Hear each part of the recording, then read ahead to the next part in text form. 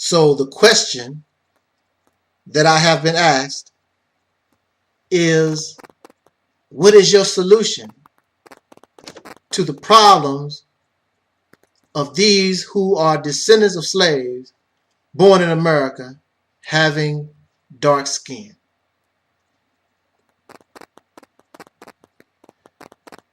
And again, there are those who ask me this, and you are not sincere, wanting to know what is the solution, my solution to the problem.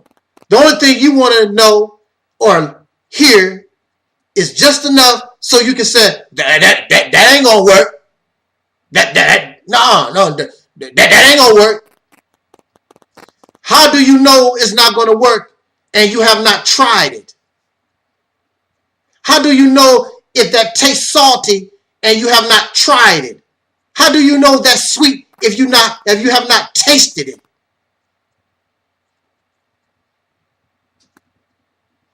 It makes your whole mentality, you don't make sense and you're not sincere.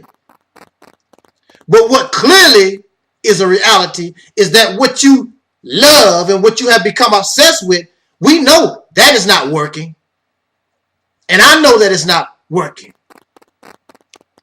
I know what I need to do for myself. As an individual, I knew that I had to unlearn everything that I was taught. And I have decided a long time ago, I'm not going to bring babies into hell. Why would I bring babies into hell when I'm living in hell and I don't like it? I didn't want to be here. I'm not going to be so selfish. And then you bring babies into hell, knowing this is hell, but you don't want to make heaven for your babies because the devil will kill you. Because the devil will fire you from your job. The devil will make things hard for you. You don't want to deal with the devil in hell. But yet instead you're going to bring another human being and act like you're doing them a favor. Well, I gave you life. Gave them a life of hell. You don't do these children no special favors. Your parents didn't do you no special favors. We're being born and placed in hell. And all these adults around us not doing nothing to bring heaven into our life. If you was a real man and a real woman, it would be better to go extinct than live like this. How are you living and your life is in hell? What kind of life do we have? You have to worry about racists murdering. You have to worry about your own kind murdering you. People around the world making mockery of you. You're hated for no reason. Locked up a lot of times for no reason, simply because of your dark skin and all this hell that we go through. And you bring babies into this. Look at my baby. I'm not happy when I see your child. I might smile a little bit. I'm not happy about that. Look what you done to this child. Brought them into hell. Why am I supposed to be happy about what you done to this poor baby?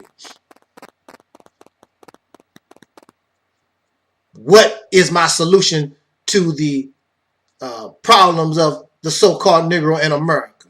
You really don't care. You're going to keep doing what you're doing and just complaining. When you know what you're doing is not working, it's not bringing no kind of benefit, it's not changing nothing. And the reason why it's not changing, because you don't want to change. You were brought to this country to be a slave, or we were born in this country, conquered by these people to be a slave, and that's all that you know.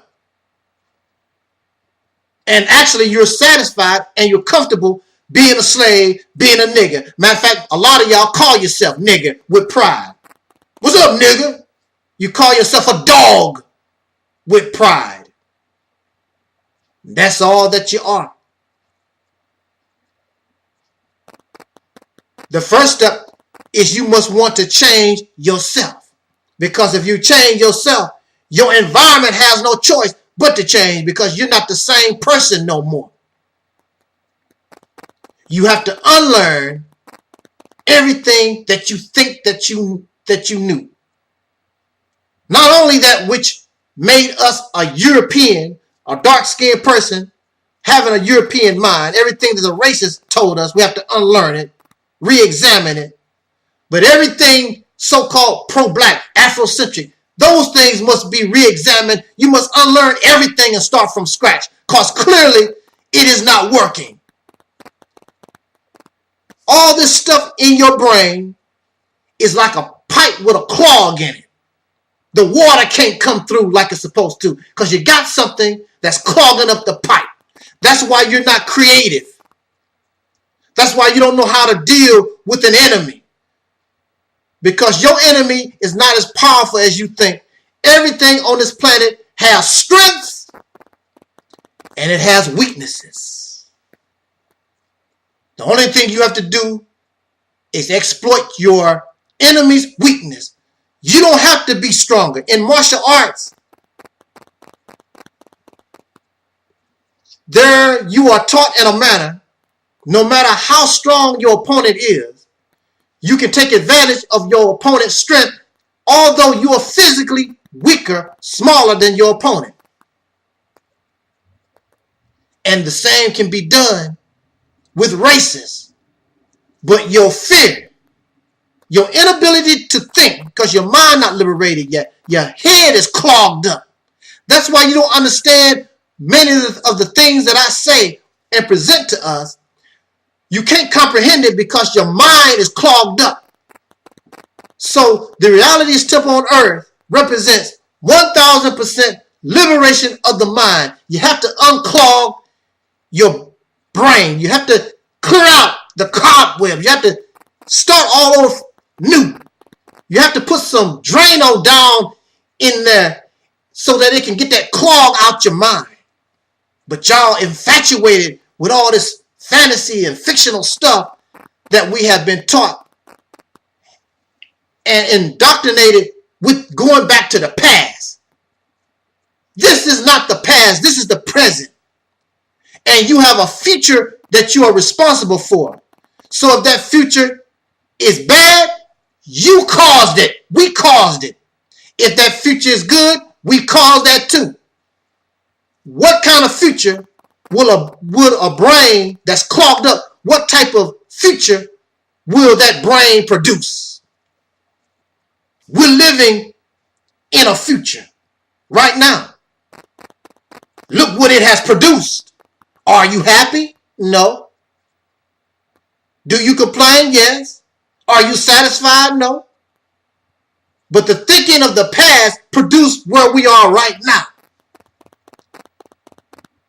They were unable to change their condition because they got stuck on stupid, unable to be creative in their mind because their mind wasn't liberated, clogging their minds up with a whole bunch of nonsense, inappropriate knowledge that did nothing to change a condition. So now they lived in hell, and so right now we live in hell. And you can't tell me to go to hell because I was born in it. If you want to do me a favor, tell me how to go to heaven.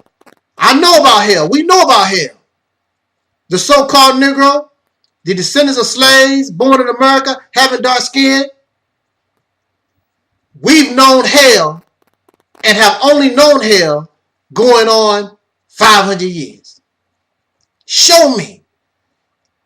The Quran says that and teaches that Allah wants to put us on the right path. Certainly not to hell, but on the right path to heaven. But you haven't made it there yet.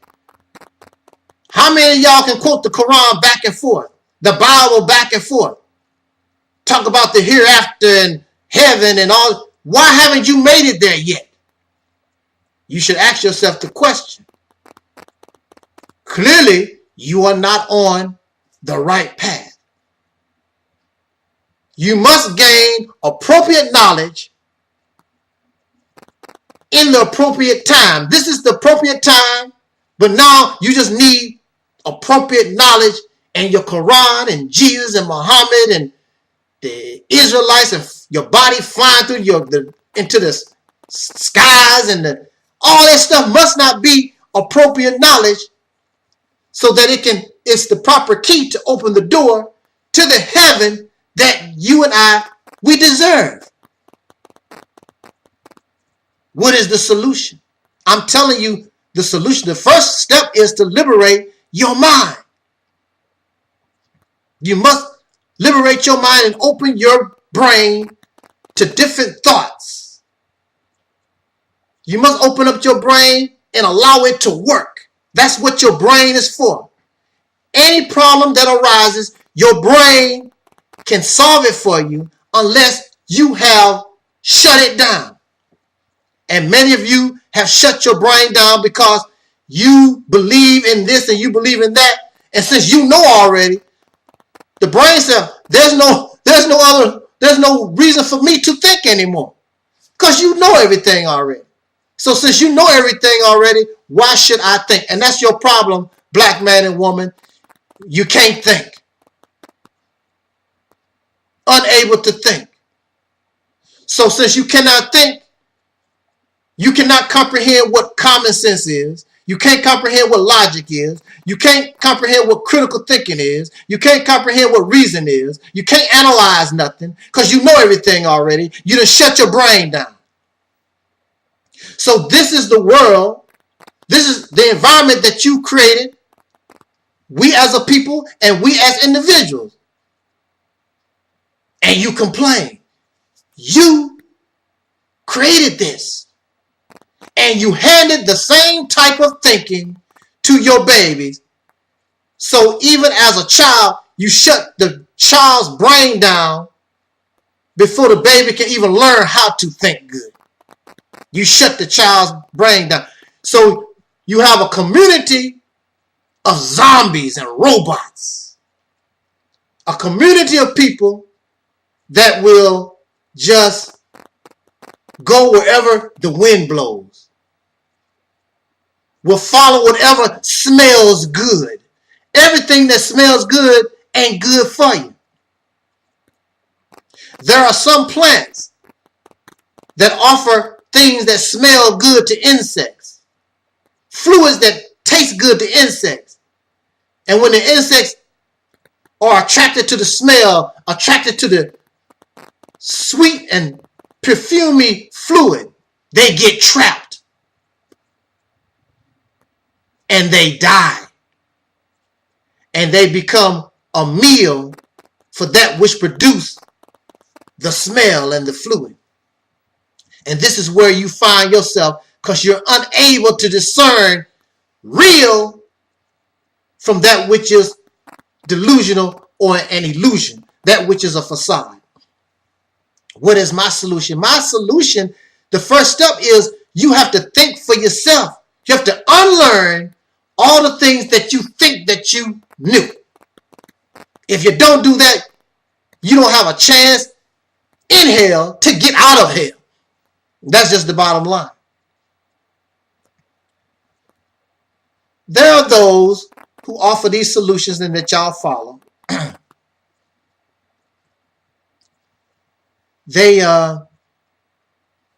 All these people, they want you to follow them. Come follow me. So-and-so, come follow me. I got the solution. Come follow me. I got the solution. Let me give you a quick example. The Nation of Islam always say, the way out of hell is to follow the Honorable Elijah Muhammad. Cool. If Elijah Muhammad has the way to get out of hell, man, I want to get out. So, in 1995, you had a brother, popular brother, influential brother, the Honorable Minister Louis Farrakhan, in 1995. This man was able to call close to 2 million black men to Washington, D.C. So not only that, but this brother had the ears not only of the 2 million men, but the ears of the whole black community of the United States of America. All eyes was on the Million Man March. Now, come follow Elijah Muhammad. So now you got all these people listening, supporting under one leader, which this is a good thing. Because one of the problems that we have is too many black folks, people of soul. Y'all know I don't like that word black. I'm more than a skin color. We are the essence of life, and that's all soul is. We don't act like it. We've been made deaf, dumb, and blind, mentally dead. But you had this brother, and we need to be under one umbrella. And he brought under one umbrella the various ideologies of the soul community: agnostic, atheist, black Muslim, Hebrew Israelite, Christians. Whatever you found yourself in, this one leader, he had their ears. Now, what happened? The problem is, you want all these brothers and sisters, you want the black man, you want the black people to follow you, and then when you get them, you really don't know what to do with them. Because leadership is nothing but pretty speeches. And leadership is more than pretty speeches. It's a plan. It's vision. It's plan on what you're going to do to accomplish this, what you're going to do to accomplish that, what needed to be done.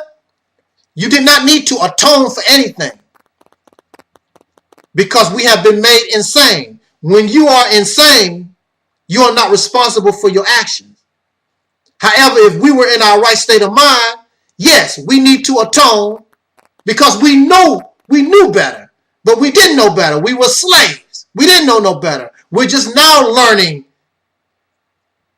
what civilization, what being civilized is. So we did not need a 2-hour speech about atoning for anything. We need a 2-hour speech on how we are going to be independent from those who made us deaf, dumb, and blind. What is the proper action? But he didn't know. So the only thing black men and the nation got from the Nation of Islam was the history of the history of Washington, D.C., and we should atone for our sins. How does that help us? It's true, it has some benefits.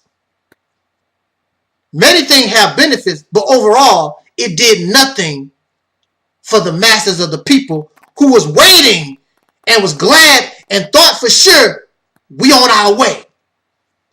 We had to be on our way. 2 million men going to Washington, D.C.